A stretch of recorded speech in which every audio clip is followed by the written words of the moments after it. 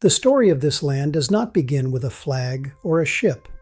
It begins in the deep time of the earth itself, in a wilderness that spans across vast, untamed horizons. Before the maps were drawn and the first borders were etched into parchment, there was only the rhythm of the seasons and the land. For tens of thousands of years, the land we now call Canada was a world of profound silence and spectacular beauty. It was a continent defined by its immense scale, a mosaic of mountain ranges, endless plains, and rugged coasts, all waiting for the first footprints of human history. The first peoples arrived in waves, crossing the Beringia land bridge from Asia during the last ice age. These pioneers were not merely survivors, they were master explorers, spreading across the continent and adapting to every climate, from the temperate rainforests to the frozen tundra. By the time European explorers would finally sight these shores, the land was already covered in a web of complex trade networks and sophisticated political alliances. Civilizations had risen and flourished, deeply connected to the natural world and to each other through thousands of miles of trails and waterways. On the misty islands of the west coast, nations like the Haida and Coast Salish developed societies of immense social and artistic complexity. Their monumental architecture and towering totem poles were not just art. They were records of history, lineage, and the spiritual world. In the east, the Haudenosaunee, or people of the Longhouse, established a powerful confederacy governed by a sophisticated Great Law of Peace.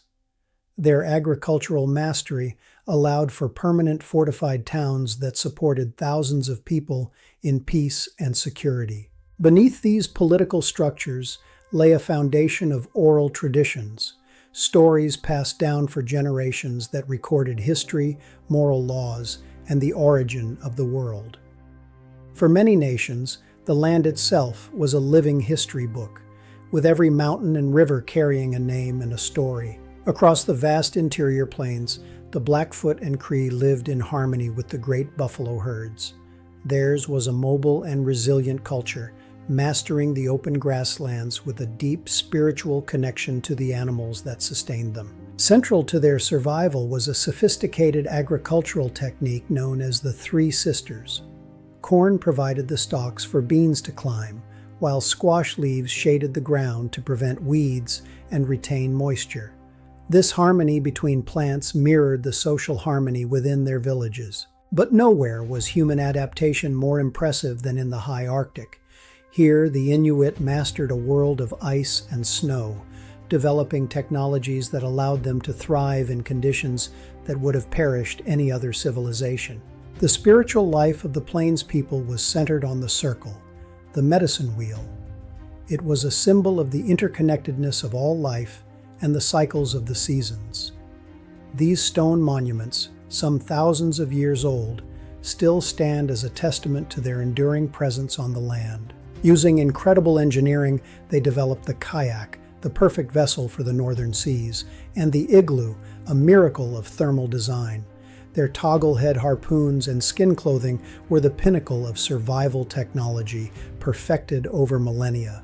The first known contact between this ancient land and the people of Europe occurred in the rugged north, around the year 1000.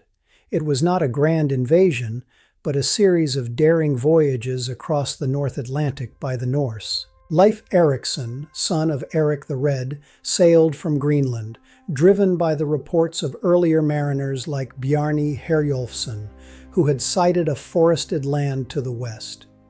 Erikson sought that land, hoping to find the timber and resources Greenland lacked. They called it Vinland, the land of wine, or perhaps the land of meadows. At a place now known as Meadows, they built a small settlement, a base for exploration and a gateway to the resources of a new continent. Inside these turf walls, life was a struggle against the elements and the isolation. They were a people of the sea, but here they were also farmers and blacksmiths trying to build a new life on the edge of the world. They were the first Europeans to hear the songs of the North American birds. The Norse stay was brief, perhaps only a few years, But the evidence they left behind is undeniable. Their ironworking, weaving, and carpentry marks the true first chapter of European presence in North America, a story recorded in the sagas and confirmed by modern science. Ultimately, the distance from Greenland and conflict with the Skraelings, the local indigenous people, proved too much. They packed their ships and sailed away, leaving only the ruins of their village to be slowly reclaimed by the grass and the silence of the Newfoundland coast. For 500 years after the Norse left, the land returned to a state of isolation from the East. But as the Renaissance transformed Europe, the hunger for trade routes and new lands grew. The winds of change were gathering once more. In 1497, an Italian navigator named John Cabot, Giovanni Caboto, set sail from Bristol under the flag of King Henry VII of England. Like Columbus before him, Cabot was searching for a path to the riches of Asia. Cabot did not find the gold or spices of the Orient. Instead, he found something just as valuable: the Grand Banks. Here, the cod were so thick they could be caught by simply lowering a basket into the sea. This silver of the sea would change European diets forever. He stepped onto the shores of what we now call Newfoundland or Cape Breton, claiming the territory for the English crown. Though he saw evidence of human life, fishing nets and tools, he saw no people. The gates for European fishers were now wide open. While kings and explorers sought glory, it was the humble fishers of the Basque, Portuguese, and French coasts who truly exploited Cabot's discovery. They arrived by the thousands every summer, building seasonal camps and establishing the first recurring trade with the indigenous peoples of the coast. The English claim did not go unnoticed. King Francis I of France, eager to secure his own share of the New World's potential, commissioned a navigator from Saint-Malo named Jacques Cartier. France was ready to enter the race. In 1534, Cartier reached the Gulf of St. Lawrence. He was an explorer of the interior, seeking not just fish, but a passage to the Pacific. He described the land as the land God gave to Cain, yet he pushed deeper into the unknown. At the Gaspé Peninsula, Cartier raised a massive cross, claiming the territory for France. This act of possession was a direct challenge to the indigenous people who had lived there for generations, marking the beginning of a complex and often tragic relationship. Cartier's second voyage saw him wintering at Stadacona, near modern-day Quebec City. The French were unprepared for the brutal Canadian winter.